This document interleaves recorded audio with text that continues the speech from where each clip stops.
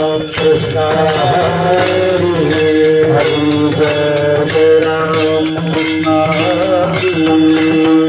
जय जय राम कृष्ण हरि जय जय राम कृष्ण हरि जय राम कृष्ण जय राम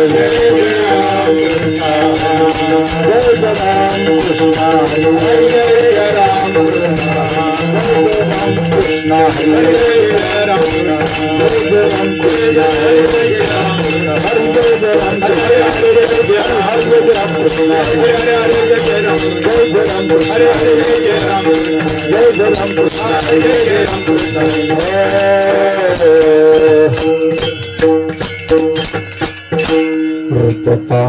तलोचने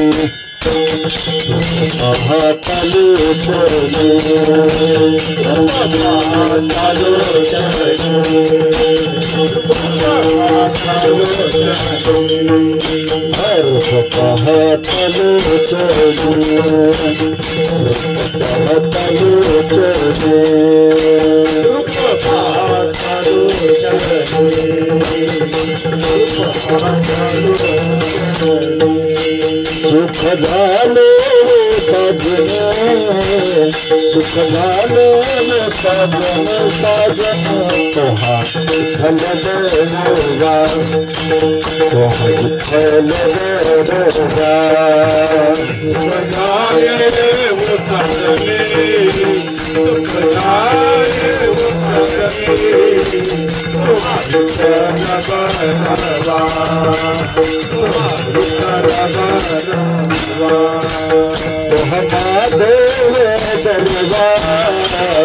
तोहा महादेव दरवा दरवा दरवा तुहा फल दरवा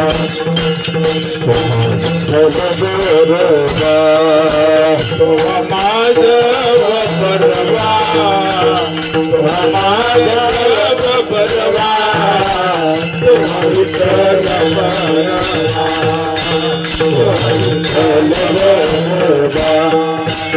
दोस्त सुकृता तुझो दोस्त सुकृता तुझो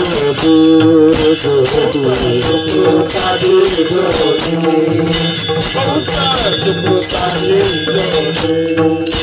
म्हणून विठ्ठल आवडे म्हणून विठ्ठल आवडे आवडे तोहा विठ्ठल बरवा तोहा विठ्ठल बरवा विठ्ठल आवडे तोहा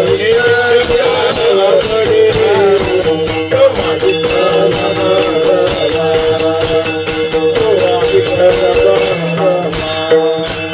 सर्व सुखाचे आगर सर्व सुखाचे आगर सर्व सुखाचे आगर सर्व सुखाचे आगर बकर कुमार गुजर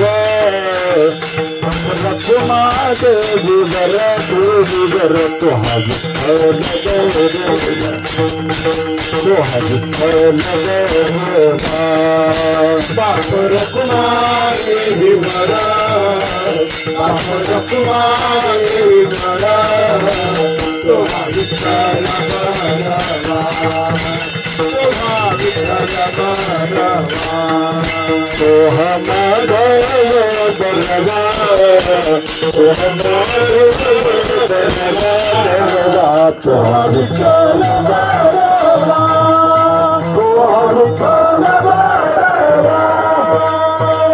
राम कृष्ण हरे जय राम हरे हरे जय राम कृष्ण हरे जय राम हरे जय राम कृष्ण हरे जय राम कृष्ण हरे जय राम कृष्ण हरे जय राम कृष्ण हरे जय राम कृष्ण हरे जय राम कृष्ण हरे जय राम कृष्ण हरे जय राम जय राम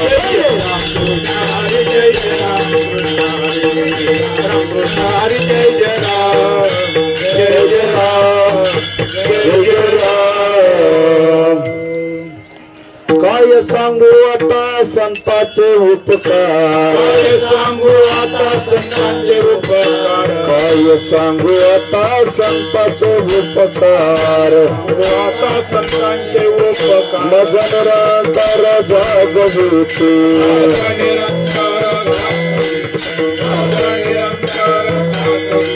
काय सांगू आता संतांचे उपकार, काय सांगू आता संतांचे उपकार,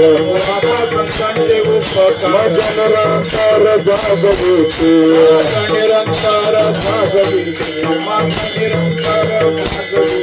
काय दावितासी व्हावे उत्तराई, काय दावितासी व्हावे उत्तराई, देवता पायी जीव थोडा,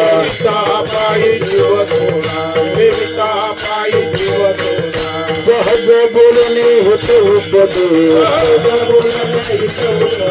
सहज बोलणे हित उपदेश,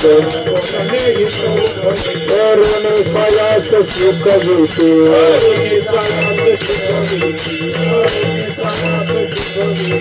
तुका म्हणे वस्त बोलवेच चित्ते, तुका म्हणे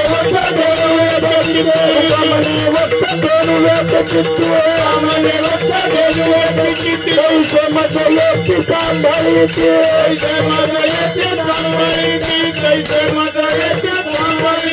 काय द्यावे त्याची वावे उत्तरा, काय द्यावे त्याची वावे उत्तरा,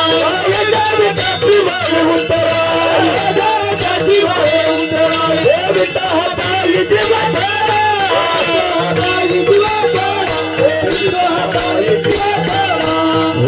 बार खुमाये, बार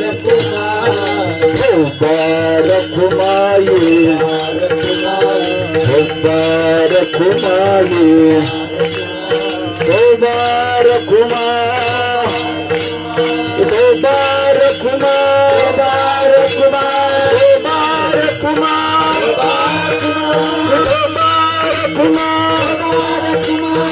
बार खुमाये, बार खुमाये, बार खुमाये, बार खुमाये, बार खुमाये, बार खुमाये, बार खुमाये,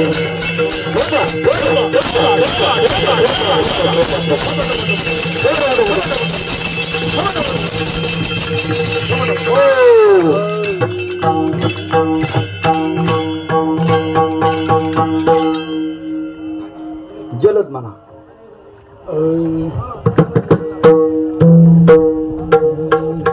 काय सांगू आता संतांचे उपकार, काय सांगू आता संतांचे उपकार, काय सांगू आता संतांचे उपकार, काय सांगू आता संतांचे उपकार, काय सांगू आता संतांचे उपकार, काय सांगू आता संतांचे उपकार, काय सांगू आता संतांचे उपकार, काय सांगू आता संतांचे उपकार, मज निरंतर जागविती, मज निरंतर जागविती, काय द्यावे याची व्हावे उतराई, काय द्यावे याची व्हावे उतराई, मज निरंतर जागविती, मज निरंतर जागविती, काय द्यावे त्याची व्हावे उपकार, काय द्यावे त्याची व्हावे उपकार, ठेविता पायी जीवा थोडा, ठेविता पायी, ठेविता पायी, ठेविता पायी जीवा थोडा, व्हावे उतराई काय द्यावे आसी व्हावे उतराई देवी तो पाई जीव थोडा देवी तो पाई जीव थोडा काय द्याल व्हावे उतराई काय द्यावे आसी व्हावे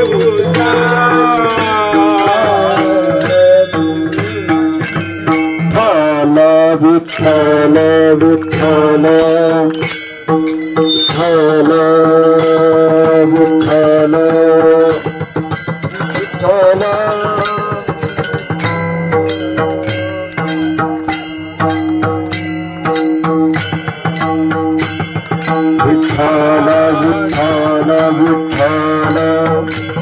विठ्ठल विठ्ठल विठ्ठल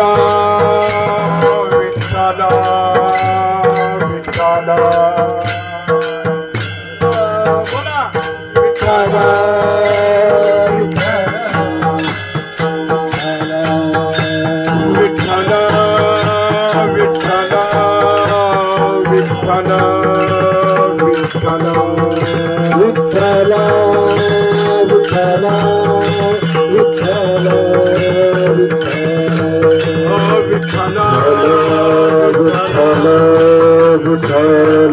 विठ्ठल विठ्ठल बोला विठ्ठल विठ्ठल विठ्ठल विठ्ठल विठ्ठल विठ्ठल विठ्ठल विठ्ठल विठ्ठल विठ्ठल विठ्ठल विठ्ठल विठ्ठल विठ्ठल विठ्ठल विठ्ठल बोला कुंडली कवरगा हरि विठ्ठल तुकाराम पंढरीनाथ भगवान की जय ज्ञानेश्वर महाराज की जय जगद्गुरु तुकाराम महाराज की जय विठ्ठल विठ्ठल विठ्ठल विठ्ठल विठ्ठल कुंडली कवरगा हरि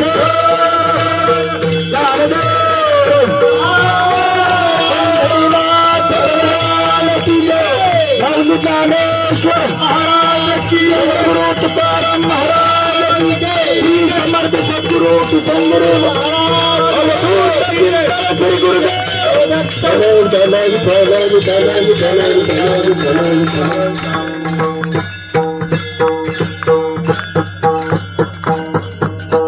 काय सांगू आता संतांचे उपकार काय सांगू आता संतांचे उपकार मज निरंतर जागविते काय द्यावे त्यासी व्हावे उतराई ठेविता हा पायी जीव थोडा सहज बोलणे हित उपदेश करोनी सायास शिकविते काय द्यावे त्यासी व्हावे उतराई ठेविता हा पायी जीव थोडा तुका म्हणे वस धेनु वेचे चित्ते तैसे मज येते सांभाळिते काय द्यावे त्यासे व्हावे उतराई ठेविता हा पायी जीव थोडा पांडुरंगा करो प्रथमा नमना पांडुरंगा करो प्रथमा नमना दूसरे चरण संत प्रिया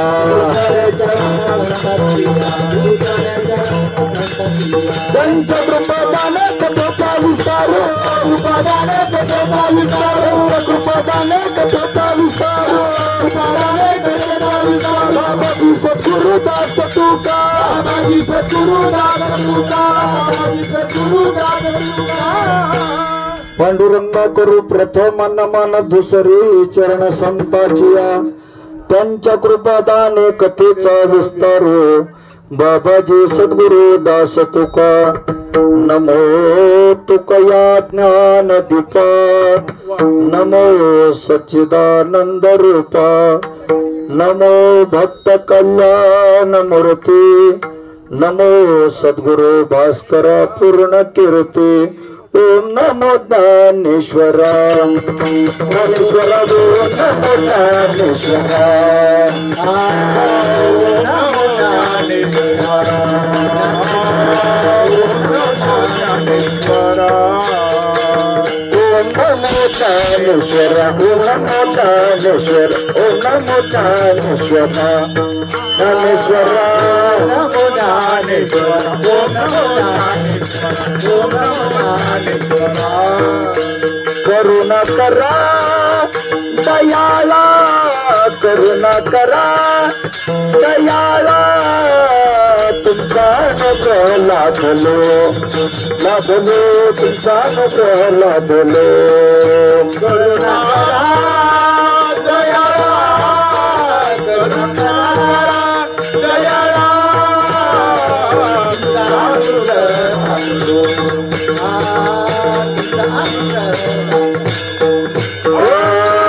नमो ज्ञानेश्वर करुणा करा दयाला तुमचा अनुग्रह लाभलो पावन झालो ओम नमो ज्ञानेश्वर करुणा करा दयाला तुमचा अनुग्रह लाभलो पावन झालो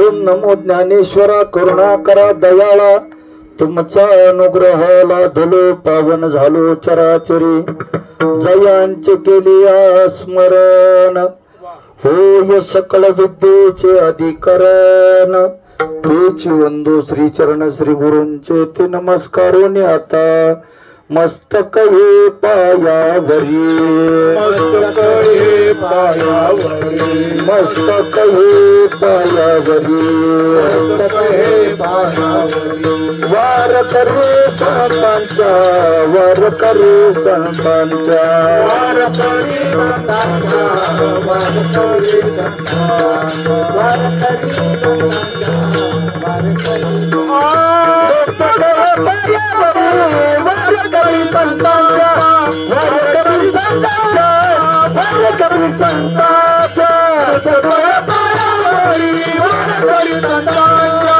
वार करी संतांच्या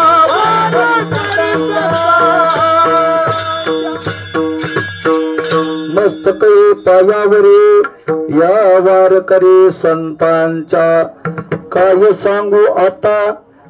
सांगू आता संतांचे उपकार मज निरंतर जागविते काय द्यावे त्या सेवावे उतराई ठेवित हा पायी जीव थोडा प्रस्तुत प्राप्तरूपी सेवेकरता घेतलेला अभंग देहूगाव निवासी वारकरी संप्रदायाचा कळस ज्यांना म्हणल्या जातं असे संत श्रेष्ठ जगद्गुरु तुकाराम महाराज यांचा 4 चरणांचा संतपर प्रकरणातील हा अभंग आहे आणि या अभंगातून जीवावर संतांचे उपकार किती आहेत आणि कसे आहेत हे सांगणारा अभंग आहे. विठ्ठल विठ्ठल विठ्ठल विठ्ठल विठ्ठल विठ्ठल विठ्ठल विठ्ठल विठ्ठल विठ्ठल काय सांगू आता संतांचे उपकार मज निरंतर जागविते. आपण एकदा अभंगाचा सरळ सरळ भावार्थ पाहू. काय सांगू आता संतांचे उपकार. तुकाराम महाराज सांगतात काय सांगू आता, कसं सांगू आता, किती सांगू आता. किती उपकार आहेत. एक उपकार आहे का सांगायला, मग म्हणले असते एक सांगू तो उपकार असे का, नाही. काय सांगू आता अर्थ त्याचा खूप वेगळा आहे. काय सांगू आता संतांची उपकार. माझ्यावर जे संतांची उपकार आहेत ना, मज निरंतर जागविती, ते मला निरंतर जागी ठेवण्याचं काम करतात. काय द्यावे त्याची भावे उतराई. स्वर्द्या महाराज काय द्यावे त्याची भावे उतराई ठेविता हा पायी जीव थोडा. अहो त्या संतांच्या उपकारातून उतराई होऊ शकत नाही. त्यांच्या पायावर जीव जरी ठेवला तरी त्यांच्या उपकारातून आपण सुटू शकत नाही. सहज बोलणे हित उपदेश. संत गुरु हे सहज बोलत असतात आणि आपल्या जड जीवांचा उद्धार करण्यासाठी सहज बोलून ते आपल्या हिताचा आपल्याला उपदेश करतात. सहज बोलणे हित उपदेश. आणि सहज बोलून जर नाही कळलं तर मग करोनी सायास शिकविती. मग माता अट्टहासाने सायास करतात. जेवढे काही अथक परिश्रम होतील त्या परिश्रमाने संत शिकवण्याचा प्रयत्न करतात। सहज बोलणे हित उपदेश करुणे सायास शिकविती। तुका म्हणे वत्स धेनु वेचे चित्ते। वत्स म्हणजे वासरू, धेनु म्हणजे गाय। जशी गाय वासराला सांभाळते तैसे मज येते सांभाळीते। म्हणजे जशी गाय वासराला सांभाळते तसे संत महात्मे गुरु महात्मे आम्हाला आमचा सांभाळ करतात, आमचं रक्षण करतात, आमचं संगोपन करतात। विठ्ठल विठ्ठल विठ्ठल विठ्ठल विठ्ठल विठ्ठल विठ्ठल विठ्ठल विठ्ठल विठ्ठल। छोटासा पर्याय द्यायचा तो असा, आपला पायी पालखी सोहळा अगदी आळंदी पासून इथपर्यंत आपण जेजुरी पर्यंत आलो। आणि काय माझं भाग्य आहे महाराज, माझ्या गुरूंनी मला उपदेश केला। आज खंडेराया पुढेच कीर्तन आहे महाराज। आणि आमचे संतोष भाऊ कुंभार दिंडी अध्यक्ष, त्यांच्याबद्दल आता मी बोलणारच आहे नंतर। यांनी ही मला सांगितलं की डांगे महाराज तुम्ही करता का कीर्तन? मी म्हणलो ठीक आहे, आवाज खराब होण्याच्या आत अजून आताच घेतो करून आहे का, कारण गाण्याचा खूप लोड आहे, घसा आतून सुजलाय माझा। आणि आपण एकदम आनंदाने जल्लोषात महाराज, मग असे काय अनिल भाऊ गणेश सगळेचे सगळे भिडे नाचायला, काय आनंद लुटला महाराज। अहो ह्यो आनंद गाये नाचे उडे आपुलिया छंदे, मनाची आनंद आवडीने नाचायची जागा फक्त हीच आहे। नाचू कीर्तनाचे रंगी ज्ञान दीप लावू जगी। अहो साधू संतांनी हेच तर सांगितलं आपल्याला। आपल्याला सांगितलं का तमाशात जाण मग नाचा? तिथं नाही सांगितलं तरी तिथं उड्या हाणून आल्याशिवाय वर राहणारच नाही। डीजे वाजल्यावर त्याच्या अंगात येतं। अरे टाळ पखवाज वाजन त्याचा संचारच वेगळा आहे महाराज। टाळ लावून मृदंग श्रुती टाळ घोष, आणि तो त्यालाच ब्रह्मरस म्हणतात। कशाला मी ब्रह्मरस म्हणत नाही, आपण ऊसाचा रस पिलो मग शिक ते ऊसाचा रस मी ब्रह्मरस सांगतो तुम्हाला। लावून मृदंग, मृदंगाची थाप जर पडली ना महाराज अंगावर काटा उभा राहतो। टाळ्यांचा घोष जर कानावर आला ना दद्दना दिंडांग डँग डँग डँग, अरे बाप, त्या सुखाला पारावर नाही महाराज, अंत पार नाही लेखा, नाही का? त्या गोकुळात जसा श्रीकृष्ण होता आणि त्याच्या सुखाला त्या गवळणीच्या पारावर नव्हता राहिला, तसा मग अशी का आमच्या बालगोपाळांना संकेत महाराजून बाप बाप तुटूनच पडले होते पाकवादावर, सगळे नाचायलाच लावते दिंडीतले महिला बिल्या सगळे। असो, आपला गोरोबा काकांचा पायी पालखी सोहळा अत्यंत आनंदाने, ना रुसा फुगी ना काय ना काय ना काय, अति उत्कृष्ट भजन उत्कृष्ट नियोजन या दिंडीमध्ये महाराज। आपल्या दिंडी सारखं नियोजन दुसरीकडे पाहायला तुम्हाला मिळणार नाही, हे तुम्ही लक्षात ठेवा। बिना भिशीची दिंडी पुण्यात पहिला दुसरा क्रमांक असं या दिंडीचा। बिना भिशीची दिंडी आजकाल चालतच नाही, कळलं का? भिशी द्या, 3-4 हजार रुपये द्या, मग तुम्हाला दिंडीत प्रवेश। तसं आपले पूर्ण कमिटी महाराज, भगवान शेठ पुढे बसलेले महाराज, काय वर्णन करायचं या माणसाचं मी आता नाही करणार, का मला खरं मला भरून येतं लगेच, कारण ही गोष्ट खूप वेगळी आहे। तुम्ही जे करता ना लय वेगळं काम आहे, हे बोलाच्या पलीकडे। माझे गुरु हानते मला आता धरून, मी जर वेगळं बोलतो, बोलाच्या पलीकडचं आहे हे सगळं। त्यामुळं आता आपण एकदा अभंगाकडे वळू, नंतर आपण सर्व बोलून घेऊ। विठ्ठल विठ्ठल विठ्ठल विठ्ठल विठ्ठल विठ्ठल विठ्ठल विठ्ठल विठ्ठल। हो, काय सांगू आता संतांचे उपकार, मज निरंतर जागविती। अहो माझा सरळ प्रश्न आहे थोडा, तुम्हाला सर्वांना प्रश्न आहे, संतांचेच उपकार आहे का जीवावर? काय म्हणणं आहे तुमचं? बोला की, संतांचेच उपकार आहे का? नाही ना महाराज। काय सांगू आता, संतांचे उपकार अभंगात सांगितलेत, पण या जीवावर नुसते संतांचेच उपकार नाही महाराज, असं कोणीच म्हणू शकत नाही। छातीला हात लावून पठ्ठ्यावर कोणाचेच उपकार नाही। क्षणोक्षणी पावला पावलाला कुणाचे ना कुणाचे उपकार आपल्यावर नकळत होत असतात, आणि त्या उपकाराची जाणीव आपण ठेवलीच पाहिजे। उपकाराचं जर महत्व सांगायचंच म्हणलं तर मी अभंगाचं ज्यावेळेस चिंतन करीत होतो त्यावेळेस माझ्या समोर पहिला आलं भगवंत. पहिले जर कुणाचे उपकार या जीवावर असतील तर त्या भगवंताचे आहेत. आणि मी हे माझ्या मनाचं सांगत नाही. गर्भी असता बाळ, गर्भी असता बाळ, गर्भी असता बाळ, गर्भी असता बाळ, कोण पाळी त्याचा लळा, कोण पाळी त्याचा लळा, कोण पाळी त्याचा लळा, कोण पाळी त्याचा लळा, कोण पाळी त्याचा. गर्भी असता बाळ, कोण पाळी त्याचा लळा, कोण पाळी त्याचा लळा, कोण पाळी त्याचा लळा. गर्भी असता बाळ, कोण पाळी त्याचा लळा, कोण पाळी त्याचा लळा, कोण पाळी त्याचा लळा. गर्भी असता बाळ, गर्भी असता बाळ, कोण पाळी त्याचा लळा. अहो जेव्हा बाळ आईच्या उदरात असत तेव्हा त्याचं लालन पालन कोण करतो? कोण करतं त्याचं लालन पालन? तोच भगवंत आहे जो बाळाला जन्माला यायच्या आधी त्याच्या खाण्यापिण्याचा इंतजाम करून ठेवतो महाराज. अहो त्याचा जन्म होण्याच्या आधी आईला दूध, पहिलं दूध नंतर बाळ, इतके त्याचे उपकार आहेत महाराज. त्याचे उपकार आता ते भगवंताचे जर उपकार सांगायला लागलो तर आपलं इथंच कीर्तन संपन. बरोबर आहे. पहिला जो उपकार आहे तो अगदी मी शॉर्टकटने चालणार आहे. पहिले उपकार आहेत आपले भगवंताचे उपकार आहेत महाराज. दुसरे उपकार कोणाचे असू शकतात महाराज? दुसरे उपकार आपल्यावर आईचे आहेत महाराज.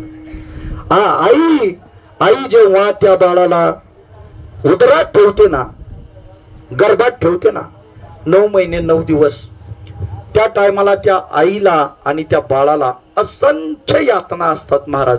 हे मी माझ्या मनाचं सांगत नाही, प्रमाणानिशीच. तू का मन गर्भवासी, तू का मन गर्भवासी, तू का मन गर्भवासी,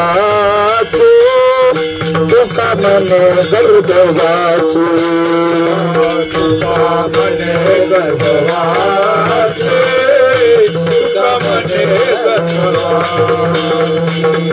तू का मन गर्भवासी, तू का मन गर्भवासी.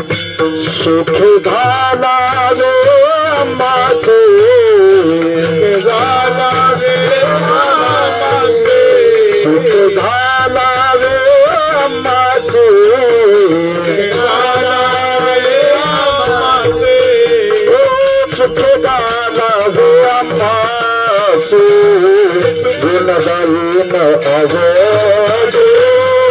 गुण गाईन आवडे, गुण गाईन आवडे, गुण गाईन हेची माझी सर्वात.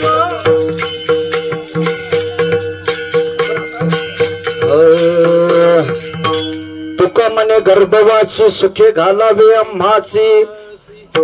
तुकाराम महाराजांनी सुद्धा विनंती केली देवाला, हे देवा, अहो त्या गर्भवासातले यातना, आपण म्हणतो विंचूट असल्यावर खूप ठणके मारता येते. भोगित नारायणा मला मित्र तसे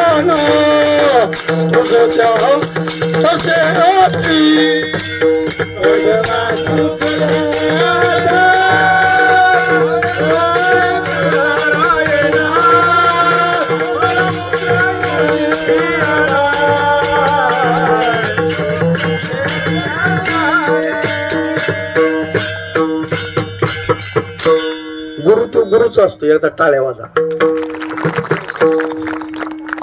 काय सांगू गर्भीच्या यातना, काय सांगू गर्भीच्या यातना. पुढं मज भोगिता नारायणा. ज्या यातला आहेत ना गर्भवासातल्या खूप कठीण आहेत महाराज. त्या आईला जर विचारलं ना तर ती आईच फक्त सांगू शकते, कारण त्याचा अनुभव फक्त तिला आहे. कारण अनुभव आल्याशिवाय काही गोष्टी सांगता येत नाही. बरोबर आहे. तर बाळावर सगळ्यात जास्त उपकार आईचे असतात. आपल्यावर पहिले उपकार देवाचे, नंतर उपकार आईचे. अहो काय नाही करत ती. अहो थोडं हे बाळ ते थोडं मोठं झालं की त्याला रांगायला शिकवते. रांगायला शिकवलं का थोडं बोट धरून चालायला शिकवते. चालायला शिकवलं का त्याला खायला शिकवते. खायला शिकवलं का त्याला गायला शिकवते. जायला शिकवते. सगळं शिकवते. लेकुराचे हित वाहे माऊलीचे चित्त, वाहे माऊलीचे चित्त, वाहे माऊलीचे चित्त. लेकुराचे हित वाहे माऊलीचे चित्त, वाहे माऊलीचे चित्त, वाहे माऊलीचे चित्त. लेकुराचे हित वाहे माऊलीचे चित्त किंवा जाणे माऊलीचे चित्त. अव लेकुराच्या हितासाठी ती आई सगळं करते महाराज. याचं जर स्पष्टीकरण द्यायचंच म्हणलं तर आमच्या बाळकृष्णाच्या मातोश्री महाराज आळंदीला असताना बाळकृष्णाला सगळ्यात जास्त संस्कार तिचे महाराज. विठ्ठल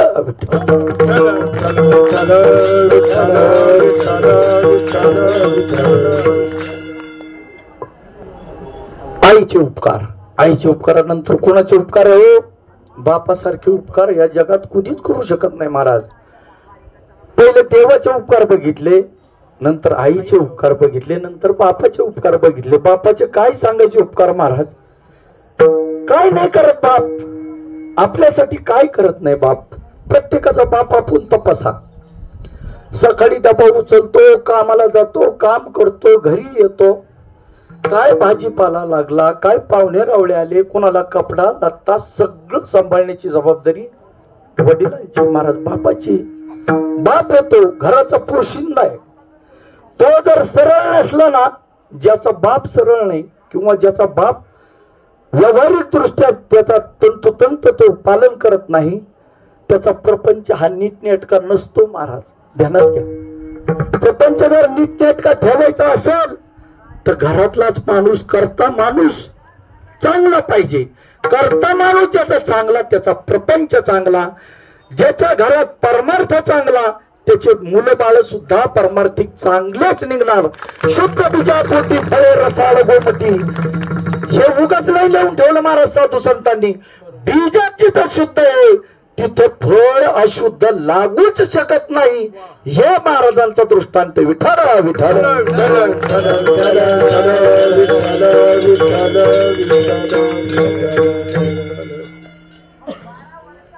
आता वडिलांचे उपकार बी आपण संपुष्टात आणू. कारण आता आहे ना ट्रेन एकदम जोरात चालू आहे आता. हा कारण आता हे अवघड आहे आता. न बोललेलंच बरं. यांचा धाक थोडा आहे का महाराज? हा लय धाक पाळावा लागतो. आणि धाक असेल तर संस्कार आहे महाराज. धाकाशिवाय संस्कार नाही. आपल्याला आपले गुरु बोलतील का, आपल्यापेक्षा आपले वयस्कर कोणी बोलतील का, याचं आपण भान ठेवलं पाहिजे. आणि काही गोष्टी आयुष्यामध्ये जेवढे मिळायचे तेवढेच मिळतात. जेवढ्या मिळायच्या तेवढेच मिळतात. आपण जास्त मागितल्या तरी त्या जास्त मिळत नाही, कमी मागितल्या तरी कमी मिळत नाही. असो. चौथा उपकार आपल्यावर जर जर कुणाचे असतील तर ते उपकार महाराज गुरूंचे आहेत. आई वडिलांनंतर नंबर जर कुणाचा लागत असतील तर तो फक्त गुरूंचा. अहो गुरु इतकं कोणी सांभाळत नाही.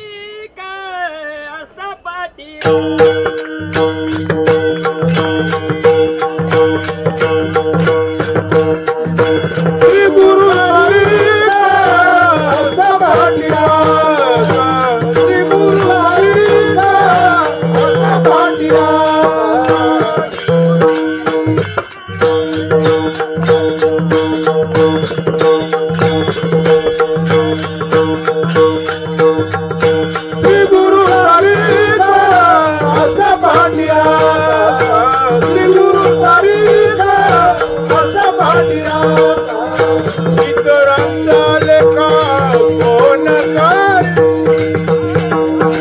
इतराचा लेखा कोण करे असता पाठीराखा श्री गुरु सारिका आता पाटीला श्री गुरु सारिका असता पाठीराखा अहो श्री गुरु सारखा पाठीराखा असल्यावर कोणाला भीक मागायची गरज आहे का इतराचा लेखा कोण करी कोणाला भाव देण्याची गरज आहे का आता एक कुंभार महाराज आहेत आमच्या माग आम्हाला कोणाला आणखीन कोणाला भाव देण्याची गरज आहे का आणि जर आम्ही दिलं तर आम्हाला लय अक्कल आहे का मग अक्कल बिना अक्कलच म्हणता येईल ना अहो श्री गुरु सारखा माग पठ्ठा असल्यावर बाकीचं काय कमी पडणार आहे आम्हाला राजा याची कांता काय भीक माग अहो राजाची पोरगी असली ती काय भीक मागत हिंडन का ती सगळं जे मनाला तिच्या येईल ते करीन महाराज ती गाडी घेईन घोडी घेईन बंगला घेईन सगळं घेईन ती काय भीक मागन का राजा याची कांता काय भीक मागे मनाची या जोगे सिद्धी पावी तिच्या मनात जे येईल ते ती करीन महाराज ते राजाच्या मुलीचं जसं आहे आणि कल्पतरू तळवटी जो कोणी बैसाला या सगळ्या उपमा कुठे माहिती का कल्पतरूची उपमा ही सुद्धा गुरुंलाच दिलेली आहे महाराज कल्पतरू तळवटी जो कोणी बैसला कोणी बसू द्या जो कोणी हा बोल कसा आहे घसरली होती गाडी रोड जो कोणी म्हणजे कुणीही तुम्ही असो मी असो भगवान शेठ असतील संतोष शेठ असतील बारका आमचा मृदंग सम्राट असल काकांचा नातू कोणी जा तिथं लहान थोर कुणी जा कल्पतरू तळवटी जो कोणी बैसला काय उनी त्याला सांगा जोजे कल्पतरूचं एक झाड असं आहे महाराज कल्पतरू आता इथं कोणीच पाहिलेलं नसन कल्पतरू मी तरी कुठं पाहिलाय मी सुद्धा कुठं पाहिला नाही महाराज कल्पतरू पण साधू संत महात्मे सांगतात कल्पतरूचे वर बगीचे आहेत मी गेलोय जाऊन पाहून आलोय म्हणून सांगतोय काय स्वर्गात कल्पतरूचे बगीचे आहेत आणि ते कल्पतरूचं झाड एक असं आहे महाराज ज्ञानोबारायांनी सुद्धा त्याचं ज्ञानोबारायांनीच वर्णन केलं ज्ञानोबारायांनी काय केलं ज्ञानोबारायांनीच केलं की ते कल्पतरू तळवटी जो कोणी बसला एक अरे दम ना बाबा काय उन्ही ते श्याम विठला विठला विठला विठला विठला विठला एक गृहस्थ रस्त्याने चालला होता उन्हाळ्याचे दिवस होते कडकड कडकड कडकड असं ऊन पडलेलं होतं आणि रस्त्याने जात असताना त्याला उजव्या हाताला त्याच्या एक डेरेदार चांगलं हिरवगार त्याला झाड दिसलं आणि तो त्या झाडाच्या दिशेने गेला तिथं सावलीला ऊन लागलेलं होतं गेल्या बसला त्याला बरं वाटलं सावलीला बसल्यावर आपण कसे उन्हात कसा ताप होतो सावली तो नेमकं तिथं घालत गेला का तिथं गेला त्याच्या मनाला शांतता भेटली तिथं बसला आता माणसाचं मन लय बिलिंदर मन माणसाचं एका जागेवर आहे का तुम्ही इथं आहे मन कुठे घरी झटका मारते कुलपाला असं काहीतरी आहे जाऊ दे तो आपला विषय नाही कीर्तन लांबवायचं नाही शॉर्टकट आणायचं तर तो माणूस तिथं बसला सावलीला बसला त्याला खूप बरं वाटलं सावलीचं झाड सावलीला बसल्याच्या नंतर त्याच्या मनात विचार आला काय गार सावली आहे हा नंतर त्याच्या मनात आलं आईला थोडं पाणी थंड प्यायला मिळालं असतं तर बरं झालं असतं त्याला माहितच नाही ते कल्पतरूचं झाड होतं म्हणून त्याला माहितच नाही तो कल्पतरूच्या झाडाखाली बसलाय म्हणून त्यांनी नुसतं मनात आणलं पाणी प्यायला मिळालं असतं तर बरंच झालं असतं लगेच थंडगार पाण्याचा मटका तिथं आला गटा गटा गटा गटा सगळं पाणी पिला शांत तृप्त आत्मा झाला त्याचं मन बिलिंदर पुन्हा तो काय म्हणतो आता थोडं भूक लागली थोडं जेवायला मिळलं असतं तर बरं झालं असतं लगेच तिथं पाची पकवानाचं भोजन हजर झालं पाची पकवानाचं भोजन अहो गुलाबजांबू काय काय खाल्लं त्यांनी बासुंदीन रबडीन अरे बाप फक्त आहे का तोंडाला पाणी येऊन देऊ जाम जेवला महाराज, फुल जेवला. फुल जेवल्याच्या नंतर आता तशी शांत बसत नाही. लगेच त्याच्या मनात आलं, आता जेवण झालं, आता जरा शिक ना खाट गादी असते ना, आरामशीर पडला असतो तिथं, आरामशीर झोपला असतो. त्याच्या मनात जशी खाटगादी आली तशी खाटगादी हजर. मस्त खाट आथरला, गादी आथरली, पट्ट्या झोपला खाटावर. खाटावर झोपल्याच्या नंतर मग मात्र त्याच्या लक्षात आलं, आयला आपण पहिल्यांदा आलो, फक्त झाडच होतं. नंतर आपल्या मनात आलं आपल्याला थोडं पाणी मिळावं, थंडगार पाण्याचा मटका आला. नंतर आपल्या मनात आलं आपल्याला जेवायला मिळावं, पाची पकवानाचं जेवण हजर झालं. इथं तर काहीच नव्हतं. आपल्या मनात आलं खाटगादी हजर झाली. अरे बापरे, घाबरला.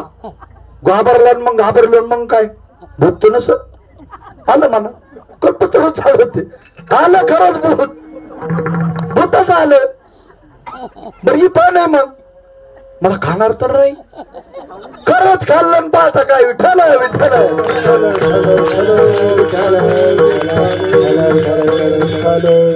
मला सांगायचं तात्पर्य एवढंच आहे महाराज, जो गुरुच्या छत्रछायेखाली वाढला, ज्याने गुरूंचे असंख्य उपकार या मनुष्य शरीरावर आहे महाराज, मानणाऱ्यावर येते. गुरुचरणी ठेविता भाव, आपे आप भेटे देव, आपे आप भेटे देव, आपे आप भेटे देव. गुरुचरणी ठेविता भाव, आपे आप भेटे देव, आपे आप भेटे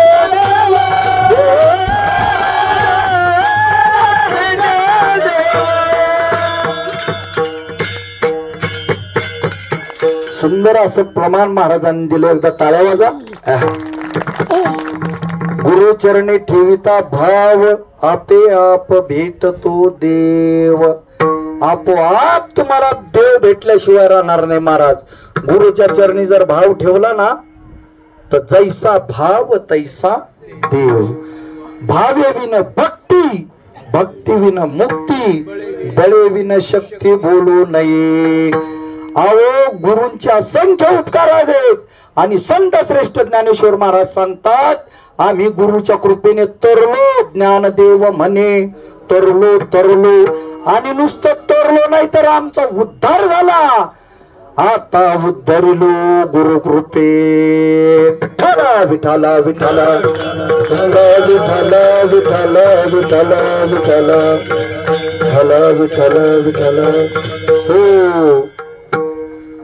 आपण देवाचे उपकार पाहिले, आईचे उपकार पाहिले, वडिलांचे उपकार पाहिले, गुरूंचे उपकार पाहिले, आणि आता आपण संतांचे उपकार पाहूया. संतांचे उपकार काय करतात? मला निरंतर जागी ठेवण्याचं काम करतात. अभंगाचं प्रथम चरण. आता संतांचे उपकार, काय सांगू आता संतांचे उपकार, काय सांगू आता संतांचे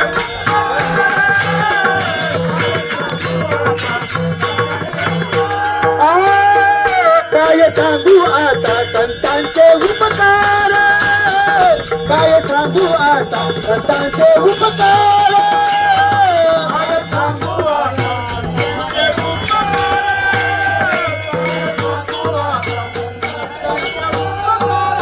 मग निरंतर जगविती, मग निरंतर जगविती, काल जगताची भावे उतराई, काल जगताची भावे उतराई.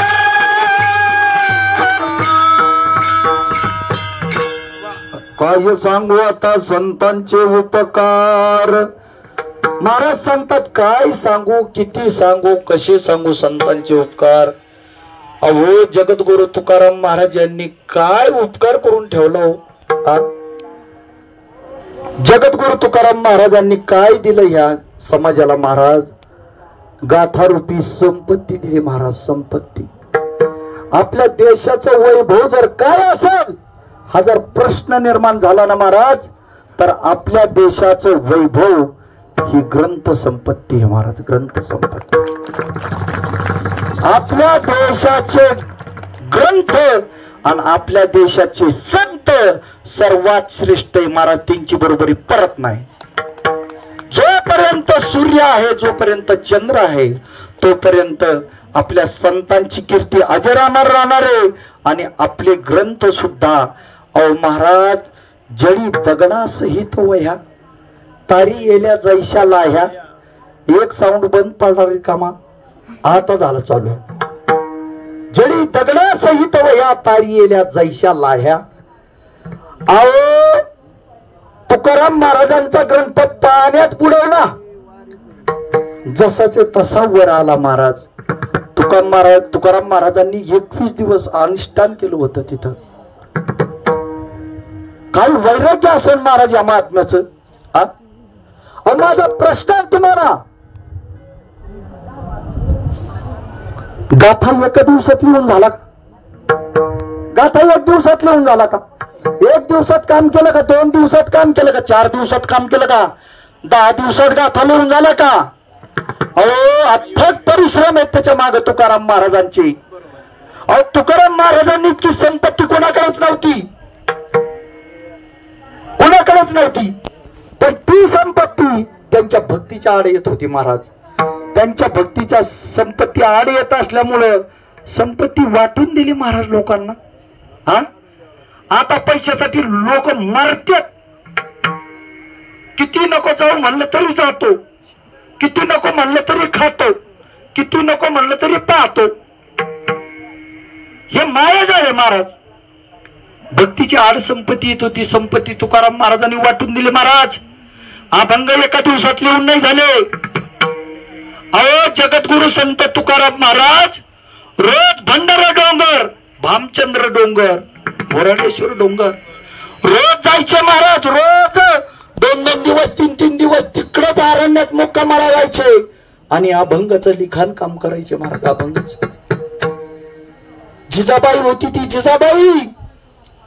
जिजाबाई एक दिवस चिंतेने व्याकुळ झाली तुकाराम महाराजांसाठी. अहो तुकाराम महाराज तुम्ही जाता अभंग लिहिता, तर माझ्या जीवाचं काय? मला निदान सांगून तरी जात जा, तुमच्या भाकरीची तरी सोय करी ना. मी तुमची भाकरी घेऊन येईन.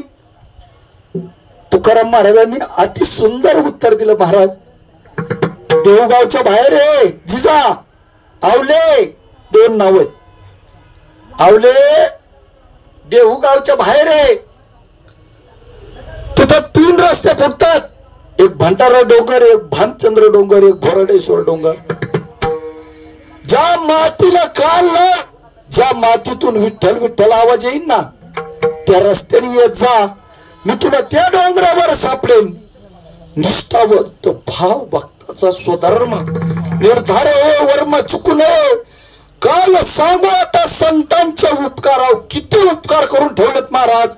ही वाणी ना अपुरी पडन, ही वाणी अपुरी पडन. एवढे उपकार महाराज संतांचे आपल्यावर. विठ्ठल विठ्ठल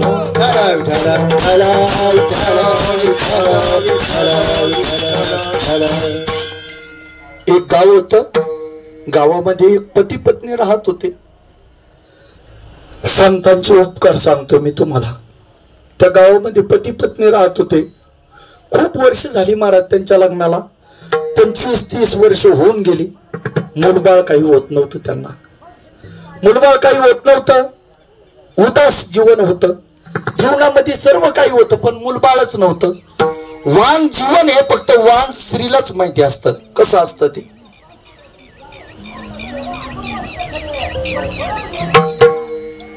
विठ्ठल विठ्ठल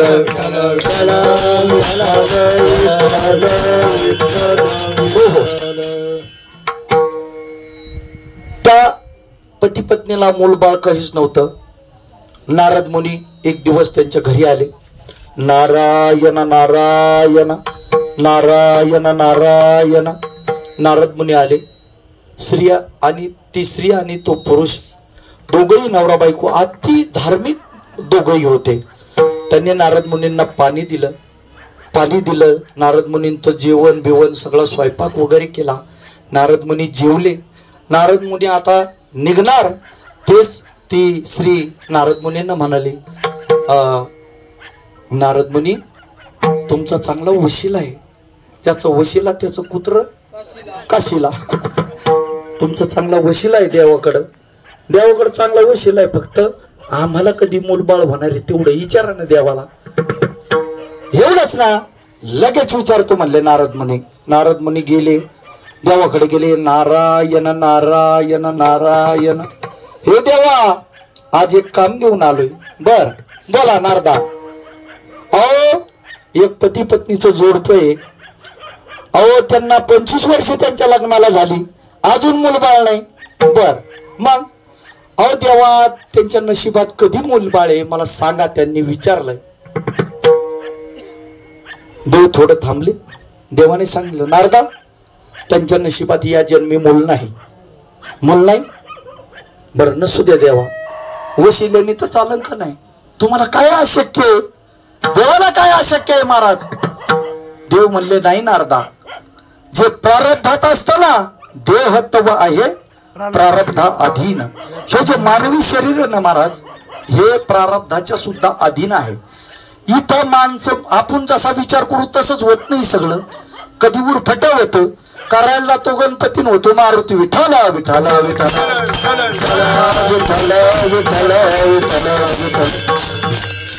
नाही रे नारदा. त्यांच्या उदरी ह्या जन्मी तरी मूलबाळ नाही. नारद मुनी म्हणले, देवा एक द्या, एक तरी द्या. नाही रे नारदा, मला तसं करताच येत नाही, मी बांधलेलं आहे, मला नाही करता येत तसं. नारद मुनी थोडे नाराज झाले. नारद मुनी परत इकडं आले. त्या पती पत्नीला भेटले. पत्नी नारदाला पाहून खुलली. तिला वाटलं आता नारद मुनी मला काहीतरी आनंदाची बातमी देणार आहेत. पत्नीनं विचारलं, नारद मुनी विचारलं का देवाला? नारद मुनी संकुचित अंतकरणाने बोलले, मी विचारलं देवाला, पण देव म्हणले या जन्मात तुम्हाला मूलबाळ होणार नाही. परत दुःख झालं मनाला. आता नाहीच आपल्या नशिबात तर काय करणार आहे. असंच काही दिवस गेले. एक साधू संत महात्मे रस्त्याने चालले होते आणि रस्त्याने जात असताना तो साधू संत महात्मा म्हणत होता, एक रोटी देगा तो एक बेटा होगा. ही भाकरीच करीत होती. सकाळी भाकरी करीत होती. टोपलं भर भाकरीच्या तयार झालेल्या होत्या. त्या महात्म्याचा आवाज ऐकून ही त्या महात्म्यापर्यंत गेली, त्या संतांपर्यंत गेली आणि तिनं विचारलं, का हो संत महात्मे, खरंच तुम्हाला एक रोटी दिली तर एक बेटा मला होईल? संत महात्मे म्हणले, का होणार नाही, तुला जरूर एक रोटी दिली तर नक्की 100% एक बेटा होईल. तिनं जे टोपलं धरलं ते साधू संतांच्या महात्म्याच्या जोडीतच टाकलं. जेवढ्या भाकरी जोडीत टाकल्या तेवढी पोरांची लाईन लागली. 15-16 पोरं झाले तिला. आणि नारद मुनी नंतर मग काही दिवसांनी आले. बघते तिने विचारलं, हे मुलं कोणाचे आहेत एवढे 10-15? ते म्हणे हे माझीच आहे. नारद आश्चर्यचकित झाले. नारद म्हणले, अरे मी देवाचा मेन वशिलेबाजाचा माणूस आहे आणि हे कस काय उलट गणित झालं? देव तर म्हणला. राग आला नारदाला. नारदाला राग आला. नारद मुनी देवाकडे गेले. देवाकडे गेल्यानंतर नारद मुनीने सांगितलं, हे देवा, काय डोक बिक फिरलं का काय? मी जेव्हा विचारलं, मी जेव्हा म्हणलो अरे एक तरी दे, एक तरी दे, एक तरी दे, तो म्हणला मला नाही नाही, त्यांच्या नशिबातच नाही, त्यांच्या नशिबातच नाही. आणि हे 15 झाले, याचं काय आहे नेमकं? तिथं भगवंत परमात्म्याने अत्यंत गोड उदाहरण, अत्यंत गोड असं त्यांनी वाक्य खर्च केलं. महाराज, अरे नारदा, हे मी नाही दिलं रे, हे मला देता येत नाही. मग कुणी दिलं? अहो, हे तुझ्यासारख्या संत महात्म्याने दिलं. हे त्याचे उपकार आहेत. काय सांगू आता संतांचे उपकार. विठ्ठल विठ्ठल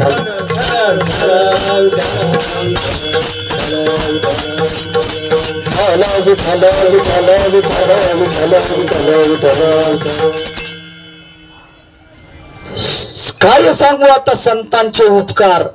संतांचे उपकार काय सांगायचे आणि किती सांगायचे. एक पती पत्नी होते आणि त्यांच्या उदरी एक कन्यारत्न जन्माला आलेलं होतं. ती मुलगी तारुण्य अवस्थेत होती महाराज. 20-22 वर्षाचं वय होतं मुलीचं. इतकी सुंदर आणि देखणी होती ती. राजस सुकुमार मदनाचा पुतळा. इतकी सुंदर होती तिच्या त्वचा महाराज. खूप सुंदर पोरगी. त्या गावातली ती नंबर 1 ची पोरगी सुंदर होती महाराज. आणि काय तिचं प्रारब्ध असेल महाराज. तिच्या डोक्याला एक जखम झाली. तिच्या डोक्याला जखम झाली. आई वडील आहेत महाराज. आई वडिलांसारखं लालन पालन आपलं कोणीच करू शकत नाही महाराज. आई वडिलांनी चांगल्यातल्या चांगल्या हॉस्पिटलला मुंबईला नेऊन ऍडमिट केलं आणि मुलीचा विलाज चालू केला महाराज. त्या मुलीच्या विलाजामध्ये घरदार विकलं, जनावरं विकली महाराज, पूर्ण शेती विकली, होतं ट्रॅक्टर मोटरसायकल सगळं विकून टाकलं महाराज. पण त्या मुलीच्या डोक्यातली जखम काही बरी होत नव्हती. महिना झाला, 1.5 महिना झाला, आतुरणात पडून होती महाराज ती. पण त्या मुलीची जखम काही बरी होत नव्हती. दिवसेंदिवस ती जखम वाढत चालली. अहो ती जखम इतकी तिच्या डोक्याची वाढली, पूर्ण डोक्याला एक पण तिच्या केस राहिला नाही. आणि केस तर नाहीच राहिला, पण सगळं डोकं तिचं पांढरे शुभ्र आळाया पडल्या महाराज. डोक्यामध्ये आळाया झाल्या पांढरे शुभ्र. आता डॉक्टरांचा नाविलाज झाला. डॉक्टरांनी आई वडिलांना हात जोडले. आम्ही प्रयत्न केले. ग्रामस्थांनी तुमच्या खूप मदत केली. गावातल्या लोकांनी सुद्धा खूप मदत केली. तुम्ही आई वडिलांनी तुम्ही सुद्धा खूप सगळे प्रयत्न केले. पण सगळ्यांनाच अपयश आलं. आता तुम्ही तिच्या डोक्याची थोडी थोडी दुर्गंधी सुटलेली आहे महाराज. तुम्ही आता इथं दवाखान्यात ठेवू नका. आता तुम्ही हिला घरी घेऊन जा. ही जितक्या दिवस जगल तितक्या दिवस जगल, पण आता इथं ठेवू नका. आता हिला घरी घेऊन जा. मुली ग्रामस्थांचा आणि आई वडिलांचा नाविलाज झाला. मुलीला ते घरी घेऊन आले. काही दिवस गेले, पण तिच्या डोक्याची दुर्गंधी जास्त सुटली महाराज. गावात राहणं अशक्य झालं. सर्व ग्रामस्थांनी आई वडिलांकडे गेले, प्रार्थना केली. महाराज आपण सर्व प्रयत्न केले, पण आपले सगळे प्रयत्न फेल गेले. आता कुणाच्याही हातात काही राहिलेलं नाही. पण आता गावात राहणं अशक्य झालं. मग काय करता. गावाच्या बाहेर 1-2 किलोमीटर वर आपण या मुलीसाठी एक झोपडी बांधून देऊ, म्हणजे आपल्या गावात राहणं आपल्याला शक्य होईल. नाहीतर त्या दुर्गंधीमुळे आपल्याला खूप त्रास होतोय. तर सर्वांच्या मताने तो निर्णय ठरला महाराज. लांब गावाच्या बाहेर 2 किलोमीटर वर त्या मुलीसाठी झोपडी बांधून दिली. असेच काही दिवस गेले. परत वडील आई बाकीचे तर कोणी जात नव्हते. पण त्या झोपडीच्या बाहेर 1 किलोमीटर बांधावर त्या झोपडीच्या बांधावर आई वडील जायचे. तिची भाकरी भाजी तिथं ठेवायची. शेवटी मुलगी महाराज पोटचा गोळा येतो. त्यांना हे असह्य. 1 किलोमीटर वर जायचे, भाकरी ठेवायचे आणि परत माघारी यायचे. ती मुलगी त्या बांधापर्यंत यायची, भाकर घ्यायची आणि रोज भाकर खायची. एक दिवस आनंदाचा दिवस उचलला महाराज. मुंबईच्या डॉक्टरांचा फोन आला. त्यांनी सांगितलं अमेरिकेचे डॉक्टर आहेत आणि त्यांनी एक विलाज सांगितलाय. तो जर विलाज केला तर 100% मुलगी बरी झाल्याशिवाय राहणार नाही. अहो आनंदून गेले सगळं गाव आनंदून गेलं. आई वडील आनंदाने सगळे आनंदी. नंतर विठ्ठल विठ्ठल विठ्ठल विठ्ठल विठ्ठल विठ्ठल हो. डॉक्टरांनी सांगितलं, तिच्या वडिलांनी सांगितलं, डॉक्टरांनी सांगितलंय जर या गावातल्या कुत्र्यांनी जर तिचं डोकं जर चाटलं त्या मुलीचं तर ती मुलगी 100% बरी होऊ शकते. कुत्र्याच्या लाळेने तिचं डोकं तिचे जंतू सगळे मरून जाऊ शकतात. अहो सगळं गाव आनंदून गेलं. सगळे जण कामाला लागले. घरची कुत्री सोडली, गावातली कुत्री सोडली, सगळी कुत्री सोडली, त्या झोपडीच्या दिशेने सर्व कुत्री घेऊन चालले महाराज. पण दुर्दैव असं त्या पोरीचं, तिला कुत्रे सुद्धा पुढे जायला मागर नाही महाराज. त्या दुर्गंधीला ते कुत्री सुद्धा त्या झोपडीपर्यंत जाईना. कुत्रे मागे पळून आली महाराज, एकही कुत्र तिथपर्यंत गेलं नाही. परत नाविलाज झाला, सर्वांचा नाविलाज झाला. त्याच दिवशी एक साधू संत महात्मे त्या गावामध्ये आले. त्यांना अतिशय तहान लागली होती. त्यांनी पाणी मागितलं, मंदिरात थांबले, पाणी प्यायला दिलं. पाणी प्यायल्याच्या नंतर त्यांना थोडी भूक लागली होती. ग्रामस्थांनी लगेच त्यांना भाजी भाकरी जेवण आणून दिलं आणि ते जेवण करत असताना वाऱ्याच्या झुळुकीने ती दुर्गंधी त्या संत महात्म्यापर्यंत आली महाराज. त्यांनी सहज विचारलं ग्रामस्थांना, अहो ही दुर्गंधी कशाची आहे? ग्रामस्थांनी सांगितलं, महाराज अहो आमच्या गावातली खूप सुंदर मुलगी होती हो, छोटीशी जखम तिच्या डोक्याला झाली, सर्व तिच्या डोक्यावर ती जखम पांगली, शेती विकली, गाडी विकली, घरदार विकलं, सगळं विकलं, सगळे उपाय थकले. ग्रामस्थांनी वर्गणी करून त्या मुलीचा विलाज करण्याचा प्रयत्न केला, पण ती मुलगी, तिचा विलाज झाला नाही आणि तिची दुर्गंधी एवढी सुटली, गावात राहणं अशक्य झालं. म्हणून 2 किलोमीटर त्या मुलीला झोपडी बांधून दिली. ही त्या मुलीच्या डोक्याची दुर्गंधी आहे. साधू संत महात्म्याने वर तोंडात घेतलेला घास खाली ठेवून दिला महाराज. तोंडात घेतलेला घास खाली ठेवला. महात्मा झोपडीच्या दिशेने निघाला. झोपडीच्या दिशेने जात असताना सर्व ग्रामस्थ, आई वडील सगळे सोबत होते महाराज. 1 किलोमीटर वर गेले. ग्रामस्थ थांबले. त्या दुर्गंधीमुळे कोणी पुढे जाऊ शकलं नाही. जन्माला त्या आई वडील सुद्धा थांबले, ते सुद्धा पुढे गेले नाही महाराज. पण संत महात्म्यांचा पुढचा पाऊल पुढे पडत होता. शेवटी ते झोपडीपर्यंत गेले. काय केलं महाराज? झोपडीपर्यंत गेले. त्या मुलीला आवाज दिला, बाळा घाबरू नको, मी आलेलो आहे. मी तुम्हाला काय सांगू, आता संतांचे उपकार सांगतोय. बाळा मी आलेलो आहे, घाबरू नको. काय केलं महाराज त्या संत महात्म्याने? झोपडीच्या शेजारी पोत पडलेलं होतं. पोत खाली अंतरलं. त्या मुलीला त्या पोत्यावर बसवलं, स्वतःचे गुडघे टेकवले. संत महात्मा आपल्या चिठीने तिचं डोकं चाटू लागला. महाराज काय सांगू आता संतांचे उपकार.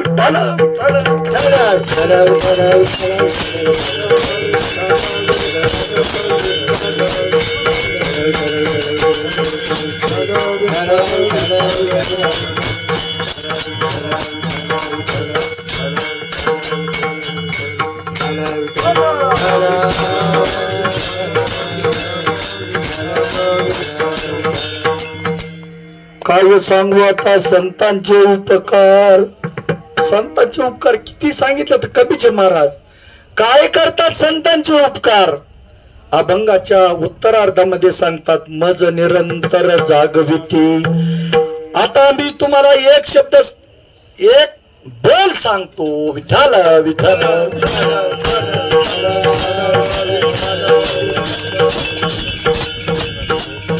हो,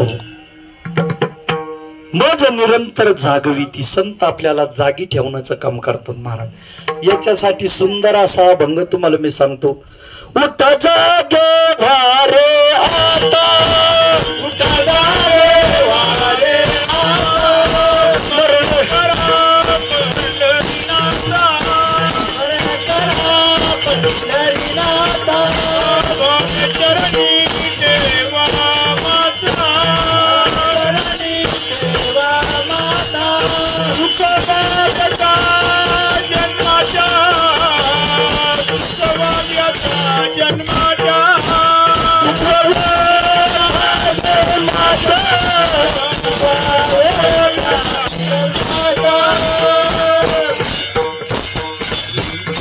उठा जागे भारी आता. आता बघा कोणी कसं सोडवतं कोणी कसं सोडवतं, ज्याच्या त्याची बुद्धीचा भाग आहे हा. मज निरंतर जागविती, उठा जागे व्हारे आता. हे जागविती हा शब्द सगळी, हा बोल सगळीकडे लावायचा. उठा जागे व्हारे आता, स्मरण करा पंढरीनाथा, जागी व्हा.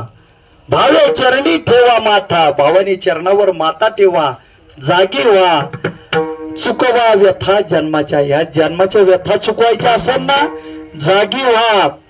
धन दारा पुत्र जन, या दारा शब्दाचं दारा बोलाचा मला अर्थ कळत नव्हता.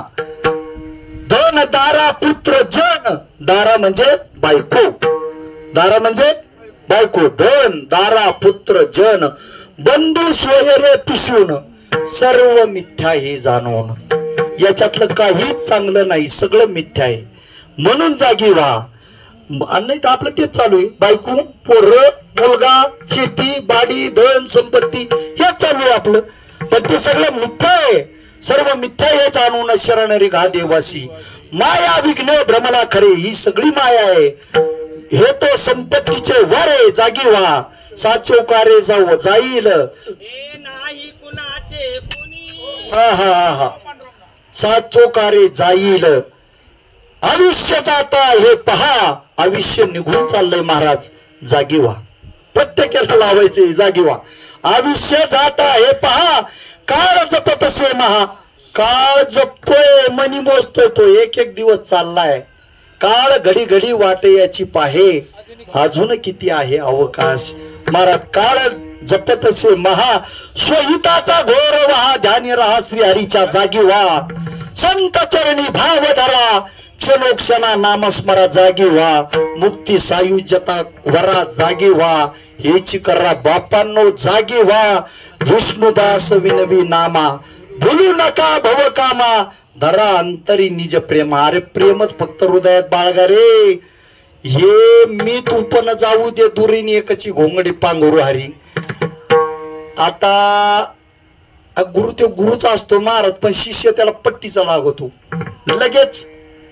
आता हे प्रेमाचं उदाहरण मी लगेच काकांनी जे मला सांगितलं, ह्याच वारीत सांगितलं, आणि 2च दिवस झाले महाराज सांगून विठ्ठल विठ्ठल विठ्ठल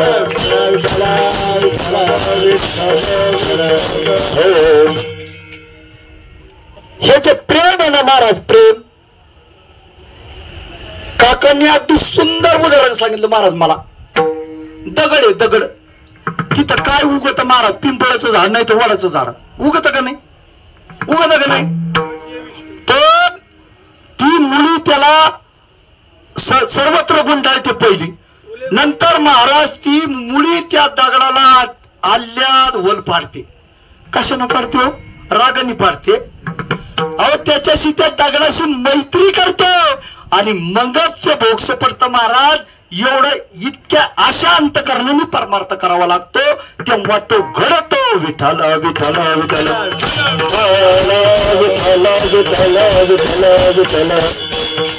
मत निरंतर जागविती, संत निरंतर जागी ठेवण्याचं काम करतात महाराज. म्हणूनच महाराज म्हणतात, त्यांना काय दिलं म्हणजे आम्ही उतराई होणारे महाराज. दुसरं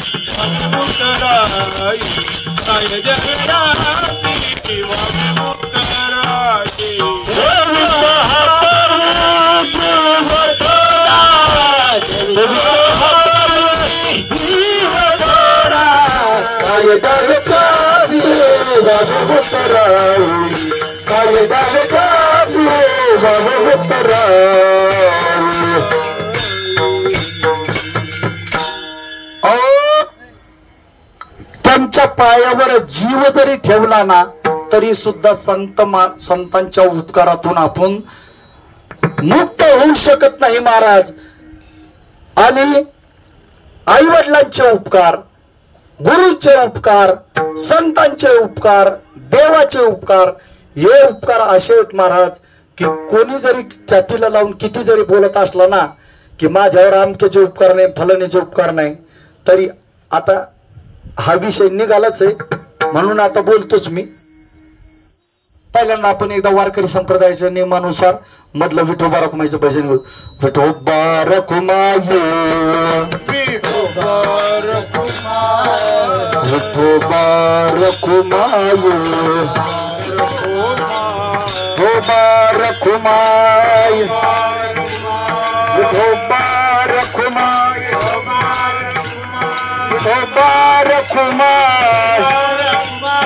विठोबा रखुमाई, विठोबा रखुमाई, विठोबा रखुमाई, विठोबा रखुमाई,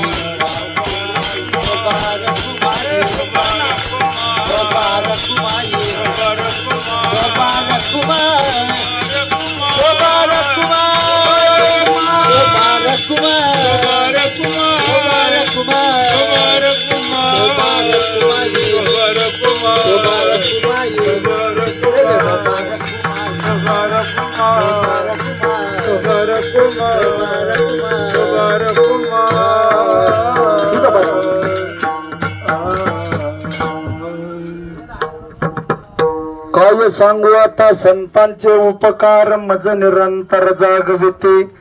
काय द्यावे त्यासे व्हावे उतराई ठेविता हा पायी जीव थोडा. आता हे काय द्यावे त्याशी व्हावे उतराई ठेविता हा पायी जीव थोडा, यासाठी मला नाही वाटत कोणचे दृष्टांत कोणचे उदाहरण द्यायची गरज आहे. महाराज आपल्या समोर इथं समोर समोर इथं बसलेले भगवान सेठ कुंभार.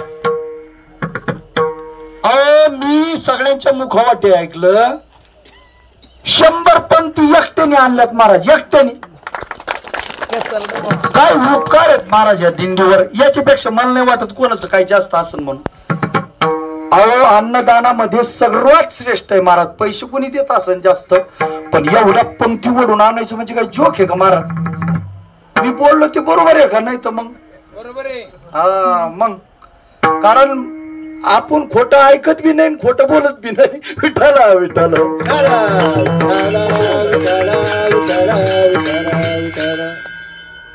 आमचे उद्धव शेठ असतील महाराज, काय महाराज या वारीसाठी योगदान आहे माणसांचं. काय द्यावे त्याशी व्हावे उतराई. आपण सगळ्यांनी या लोकांना काय दिलं? आमचे संतोष शेठ आहेत दिंडी अध्यक्ष, हा आमचे दिंडी चालक, आमचे गुरुवर्य काका. अरे काका आम्हाला रस्त्याने काही कमी पडून देत नाही. मागच्या कीर्तनात बोललो तुम्ही, आमचे काका आम्हाला रस्त्याने काही कमी पडून देत नाही. आणि आमचे महाराज उद्धव शेठ असतील, भगवान शेठ असतील, आमचे संतोष शेठ अध्यक्ष असतील, आमची संपूर्ण गोरोबा काकांची कमिटी महाराज, सचिव उपसचिव सगळे हे आम्हाला जाग्यावर आल्यावर काही कमी पडून देत नाही महाराज. यांचे उपकार आपण फेडू शकत नाही महाराज. मी सहज संतोष भाऊला फोन केला, त्यांना म्हटलं अहो नाशिकहून मला एका बाईचा फोन आला. काकांना हे बोललो नाही मला वाटतं मी अजून. तर संतोष शेठचं माझं बोलणं झालं. मी म्हणलं त्यांचे ते 10-12 लोक, ती बाई म्हणे आम्हाला यायचं तुमच्या सोबत वारीला. त्यांना कुणी कुणा आपलं पॉम्पलेट गेलं काय माहित नाशिकला. तर त्यांनी सांगितलं ह्या माणसाचं एवढा अंतकर्म उदार महाराज. मी म्हणलं आपल्याला काय भिशी घ्यायची असेल तर ती भिशी घेऊ आपण त्यांच्याकडून. या मग बघा आता काय करायचं, तुम्हाला भिशी पण घेऊ. पण महाराज जे शब्द आहेत ना महाराज, जे बोल आहेत ना त्यांचे, ते कधीही मागं पुढं होत नाही महाराज. पक्का बोलाचा माणूस हा. जैसा बोले तैसा चाले, त्याची वंदावी पाऊले. ही स्तुती नाही महाराज, ही स्तुती नाही. आणि माझा विषय असा आहे, सर्वांना इथं माहिती आहे, माझा मुलगा माझा प्राण आहे महाराज. माझं कुटुंब एवढं भारी महाराज. त्या जगातला सर्वात श्रीमंत माणूस मी आहे स्वतः. माझी धर्मपत्नी असन एवढी एकनिष्ठ आहे ती माझ्याशी. माझ्याकडून काय चुका होत असतील पण तिच्याकडून कधी चूक होत नाही महाराज. मुलं दोन्ही पारमार्थिक निवडले. आज जोग महाराज संस्था सोडवली त्यानं. मी जरी इतकं भारी कीर्तन करीत असलो, मला बरेच लोक म्हणले मागचं कीर्तन झालं, काकांनी सुद्धा खूप माझं गुणगान केलं, मला चांगलं म्हणलं, स्तुती केलेली आवडती महाराज माणसाला कुणी असो. पण मी एक भोल खर्च केला होता. मी कीर्तन करीन तर पोटासाठी नाही करायचो कडे, फक्त वारीत करीन, फक्त वारीत करीन.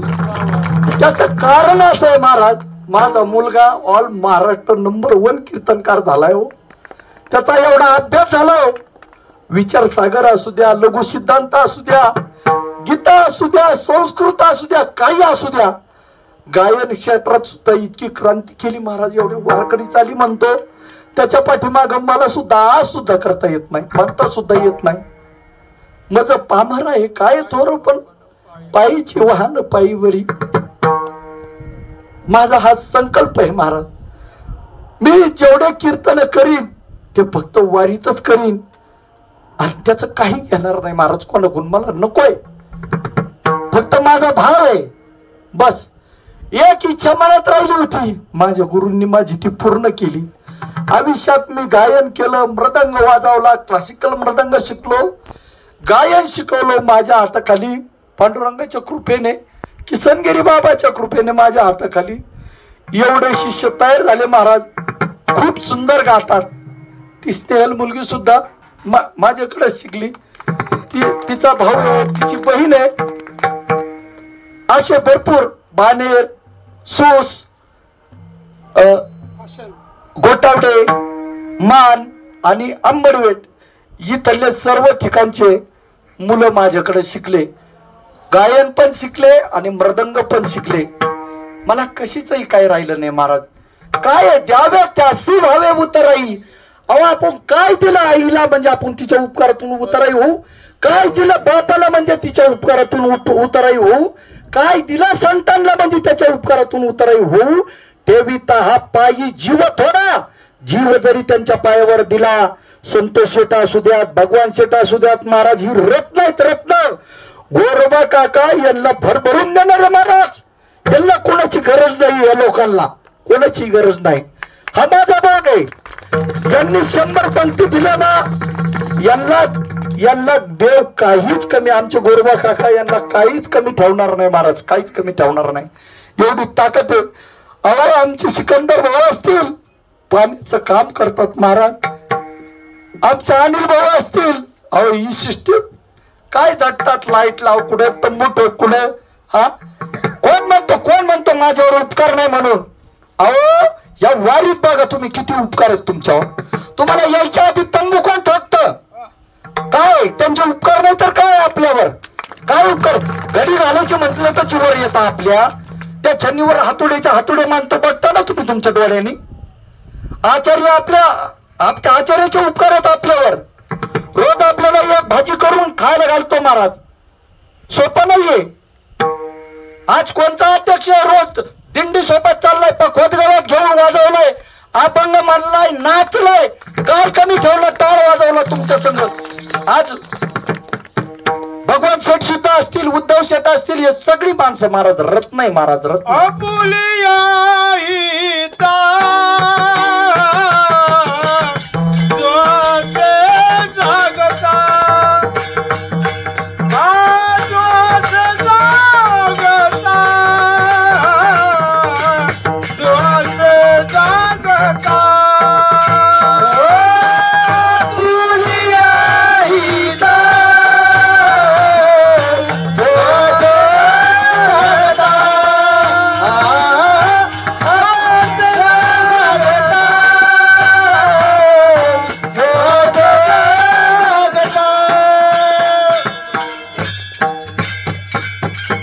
महाराजांनी अति सुंदर प्रमाण दिले महाराज. आपुलिया हिता जुआसे जागता, धन्य माता पिता तयाचिया. आपण आपल्या हिताच्या ठिकाणी नेहमी जागा असलं पाहिजे महाराज. आज श्री संत गोरोबा काका पायी पालखी सोहळा या कमिटीला द्यावे तेवढे धन्यवाद थोडे महाराज. कोणी पंक्ती गोळा करून आणत, कोणी धान्याचं काही मदत करीत असेल. आमचे बबन शेठ अहो पायाला ते मी म्हणतो दम नाही त्या माणसाच्या पायाला. आमचे बबन भिगवणकर ना, बबन भिगवणकर असतील, आमचे सर्व चोपदार असतील आणि आमचे नवीन मित्र अशोक भाऊ आहेत इथं, सिकंदर महाराज, गणेश भाऊ आहे. काय नाचत होतं मग गणेश भाऊ. हा आमचा मुंबईचा सूरज महाराज, तारुण्यावस्थेत परमार्थ, आणि त्यांच्याबद्दल खरंच हेवा वाटतो महाराज. दोघही आई आणि मुलगा दोन्ही वारीत चालतात महाराज. 12 महिने तुम्ही त्यांचे स्टेटस बघा. माझ्याकडे चुकून त्यांचा नंबर होता. अहो विठ्ठलाचे एवढे भक्त झाले महाराज. अहो खरं परमार्थ, आणि परमार्थाला काय नाही हो, निष्ठावंत भाव आहे की नाही. अरे तो जलीस्थळी भरलेला आहे, आपण जागी आहोत का ते पाहिलं पाहिजे. आपण काय करतो ते पाहिलं पाहिजे. आमचे राशीनकर असतील, खूप सुंदर त्या महिला सुद्धा गायन काम करतात. आता मी सगळ्यांचंच वर्णन करीत बसलो, अजून 2 चरण राहिलेत आपले. विठ्ठल विठ्ठल विठ्ठल विठ्ठल विठ्ठल विठ्ठल. अहो हे उपकार फिटणारच नाही त्यांच्या पायावर जीव जरी ठेवला तरी सुद्धा. आणि साधू संत आपल्याला आपल्या हितासाठी आपल्याला सहज उपदेश करतात. अभंगाचं तिसरं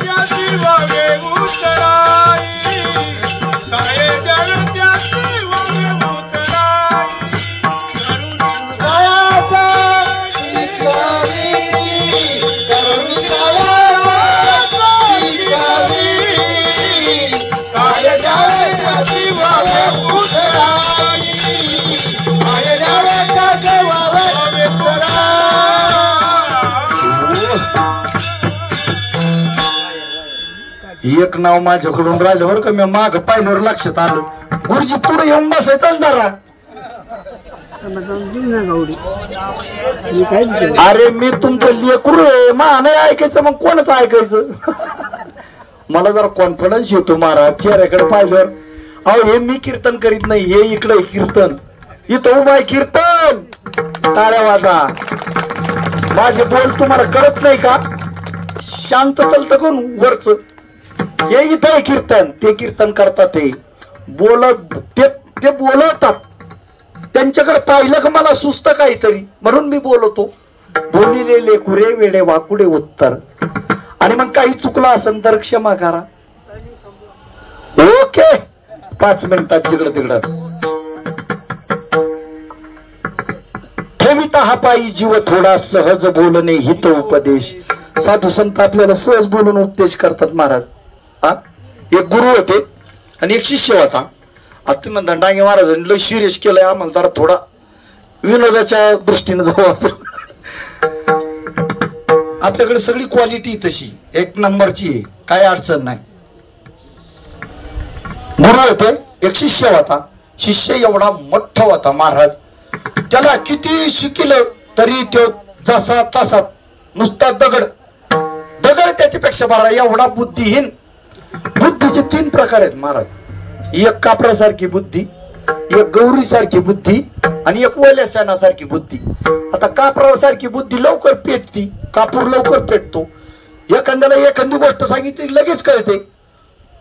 आता गौरी सारख्या बुद्धीचे, गौरीला पेटून पेटून पेटून ती पेटती, पण पेटवणाऱ्याला रडवती. ती पेटवणाऱ्याला रडवती. तसं काही बहादर शिकवतात, शिकतात, पण गुरुजीला रडवतात. इतके हे गौरीच्या बुद्धीचे. आणि ओल्याशनासारखी बुद्धी. ओलं शेण पेटत का?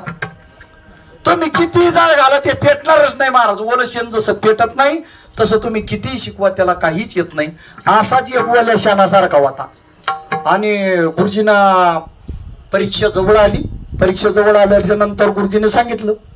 गुरुजी म्हणले, गुरुजीने 5 वेळा धडा शिकवला इतिहासाचा. किती बोलता का नाही? 5 वेळा धडा शिकवला इतिहासाचा. इतिहासाचा धडा 5 वेळा शिकवल्यावर गुरुजी म्हणले, परीक्षा जवळ आलेली आहे म्हणून मी तुम्हाला एक धडा मी 5 वेळा शिकवलाय. बाळू सांग, मुघलांचं राज्य कुठून कुठपर्यंत पोहोचलं होतं? बाळू ते उत्तर येत नसलं का? मग अशी पाहत्या, नाही तर मग अशी पाहत्या. असाच एकटक बाळू नुसता गुरुजीकडं काय फोटो काढतो गो गुरुजीचा. काही नाही बाळू. गुरुजीला कळलं बाळूला काय जमाना, बाळूच्या ध्यानात काय आलं नाही. पण गुरुजीचा शेवटी गुरु असतो. ते मला जाऊ दे, 5 वेळा शिकवला फक्त तुझ्यासाठी. कोणासाठी? फक्त तुझ्यासाठी. आता 6वी बारी मी धडा शिकवतो. गुरुजी आता मला 6वी बारी धडा शिकवा, तुम्ही काही विचारा मग मी सांगतो, लगेच सांगतो सगळं. गुरुजी म्हणले, गुरुजीने 6वी बारी धडा शिकवला. गुरुजी म्हणले, बाळू कळला का धडा? बाळू म्हणलं, सोपं नाही गुरुजी, 6वी बारी झाली धडा शिकवायची आणि आता मला तुम्ही काही विचारा, आता मी तुम्हाला सगळं सांगतो. मग सांग, मुघलांचं राज्य कुठून कुठपर्यंत पोहोचलं होतं? सोपं नाही गुरुजी, 6वी बारी झाली धडा शिकवायची आणि आता मला मुघलांचं राज्य माहित नाही का? इतिहासाच्या 5 पानापासून तर 20 पानापर्यंत मुघलांचं राज्य पसरलं होतं. याला म्हणतात ओलाशनाची बुद्धी. विठ्ठला विठ्ठला.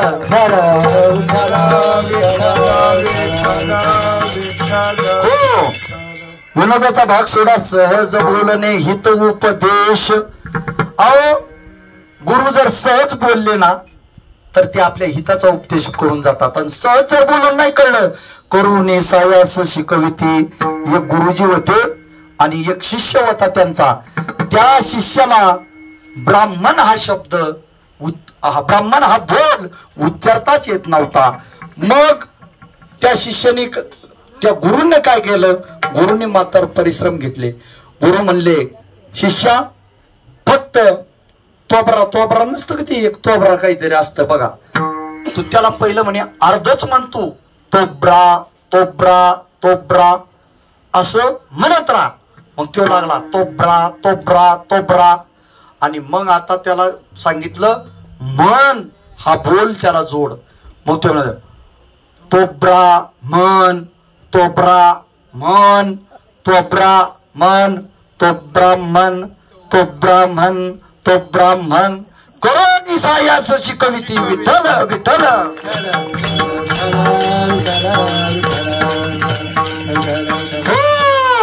आणि शेवटच्या चरणात तुका म्हणे, वत्स धेनुवेचे चित्ते तैसे मज सांभाळ तैसे मज येते सांभाळीती.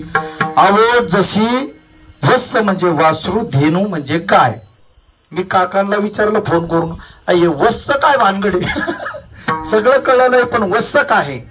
वत्स म्हणजे वासरू. तशी मला लिंक होतीच, पण गुरुविना अनुभव काही सकाळी खात्री करून घेतलेली बरी. उगा इथं यायचं आणि काहीतरी बोंबलायचं. आपलं कामच तसं आहे महाराज. मी आतापर्यंत गायन केलं, दोरी नाही सोडली, अथक परिश्रम घेतलेत. जेवढं वादन केलं, आपला बापच महाराज तुकारामांना भूमकर गुरुजी, मृदंग क्षेत्रातली उच्चतम प्रकारची क्रांती महाराज. अण्णांसारखा परच पखवाज पुढं ऐकायला मिळत नाही. त्यांचं मला मृदंगाचं शिक्षण लाभलं हे मी माझं भाग्य समजतो महाराज. आणि कीर्तनाचं तर मी तर काकांना गुरु मानलेलंच आहे, तरी मग त्यांच्याकडे काही शिकलो नाही किंवा काय केलं नाही. हे अभंग का निवडला माहिती का? आमच्या बाळकृष्णाला काकांनी काय शिकवलं काय नाही शिकवलं, काका म्हणते तेच माझा गुरु आता. हे काकांचे बोल आहेत महाराज. त्यांनी मला वाचायला, ज्ञानेश्वरी वाचायला येत नव्हती. मला बाळकृष्णाने मला ज्ञानेश्वरी म्हणून दाखवली. मी बोट फिरून फिरून आज व्यासपीठ चालक हे महाराज, सोपी गंमत नाही. अरे ज्या माणसाचं पहिली सुद्धा शिक्षण नाही, शाळाच माहित नाही, तो माणूस ज्ञानेश्वरीचा व्यासपीठ चालक आहे म्हणजे काहीतरी चैतन्य शक्ती असेल ना महाराज आतमध्ये. उगाच काय हे सगळं? आज एवढे व्यासपीठ चालवतात, दिंडी चालवतात, सगळे महाराज कीर्तन करतात, प्रवचन करतात, सगळं करतात. मला सांगायचा मुद्दा एवढाच, काय सांगू आता संतांचे उपकार, काकांचे उपकार आहेत महाराज माझ्यावर. माझ्या घरी 32 एकर जमीन आहे. किती आहे? दोघच भाऊ आम्ही, आम्हाला काही कमी नाही. आम्ही वडिलांपासून श्रीमंत आहे, अजूनच श्रीमंतच आहे. आम्हाला देवानी दारिद्र्य आणलंच नाही का. आणि मी पुण्याला जे राहिलो हे फक्त बाळकृष्णामुळे राहिलो, कारण तो कीर्तनकार झाला म्हणला. आता गावाला जाऊन आळंदी एक सांगायला अगदी हरिक वाटतो आणि स्वाभिमान वाटतो. आमच्या बाळकृष्णाने एक तप पूर्ण केलंय महाराज आळंदीत. किती? 12 वर्ष आळंदीत, आणि आताचे 4 वर्ष मधुकरी मागून खाल्ली महाराज. एक टाइम मधुकरी आणि एक टाइम मेस. पुत्र व्हावा ऐसा गुंडा, ज्याचा तिन्ही लोकी झेंडा, त्याचा मरेपर्यंत मिळलो तरी अभिमान आहे महाराज. मला हिरात जन्मलं माझ्या पोटी तो. आणि ह्या काकांनी त्याला काही शिकवलं नसल, काय नसल केलं, पण ज्या वेळेस तो लहान होता ना महाराज, एवढा त्या टायमाला माझ्या मांडीच्या ऐवजी काकाच्या मांडीवर खेळायला येतो. आणि हे बाकीच त्याच्या पुढे कवडी मात्र आहे महाराज. त्यांचे ते उपकार मी आयुष्यभर विसरणार नाही. याचा मी तुम्हाला बोल देतो. मी आता काकांचे असंख्य उपकार आहेत माझ्यावर. मला काही कमी नव्हतं. मी पहिल्यापासूनच चांगला आहे, गायन क्षेत्रात चांगला आहे, वादन क्षेत्रात चांगला आहे. पण माझ्या रक्ताला, माझ्या मुलाला त्यांनी मांडीवर सांभाळलं ना, हेच उपकार आहेत माझ्यावर. ज्ञानेश्वर माऊली, ज्ञानराज माऊली, ज्ञानेश्वर माऊली, ज्ञानराज माऊली, ज्ञानेश्वर माऊली, ज्ञानेश्वर, ज्ञानेश्वर, ज्ञानेश्वर, ज्ञानेश्वर माऊली, ज्ञानराज माऊली. जय विठ्ठल, जय हरी विठ्ठल, जय विठ्ठल, जय विठ्ठल, जय विठ्ठल, जय हरी विठ्ठल. बोलले पुढे बोलवा पुढे उत्तरा, क्षमा परत महाराज नाही उत्तरला स्वीकारण्या फुला, क्षमा परत महाराज तुका मने ज्ञानेश्वरा कपला करा, क्षमा परत महाराज. आज या ठिकाणी काकांनी मला आणि संतोष भाऊ अध्यक्ष यांनी मला ही कीर्तन रूपी सेवा करण्याची संधी दिली, आणि तेही खंडेरायाच्या दरबारात महाराज जेजुरी सारख्या ठिकाणी ही सेवा माझ्या वाट्याला आली. मी माझं भाग्य समजतो. काही जर माझ्याकडून चुकून जर एखादा शब्द गेला असेल तर मोठ्या अंतकरणाने माफ करा. जे चांगलं असेल, जे सत्य असेल, साच असेल, ते माझ्या गुरूंचं आहे, किसनगिरी बाबांचं आहे. किसनगिरी बाबांचे असंख्य उपकार आहेत महाराज माझ्यावर. आमच्या आजोबा, आई वडील सर्वजण देवगडची वारी करतात, आणि आम्हाला भूषण आहे की आमच्या गावामध्ये 2 कीर्तनकार आहेत. एक बाळकृष्ण महाराज डांगे, माझा मुलगा, ज्यांनी महाराष्ट्रभर क्रांती केली, आणि दुसरे कीर्तनकार आहेत ते देवगड संस्थानचे उत्तराधिकारी. आमच्या गावाला मान मिळाला महाराज, गोगलगावचे आहेत ते, आणि आमचे पाहुणेच आहेत. खूप सार्थ अभिमान वाटतो. असे 2 हिरे गावामध्ये तयार झाले. तसेच आज या ठिकाणी मृदंगमणी अतिशय या बाळासाठी त्याचा जोरदार टाळ्या वाजा. काकांचे नातू आहेत आणि त्यांचा परिवार हा पूर्ण टप्पा चाललेला आहे.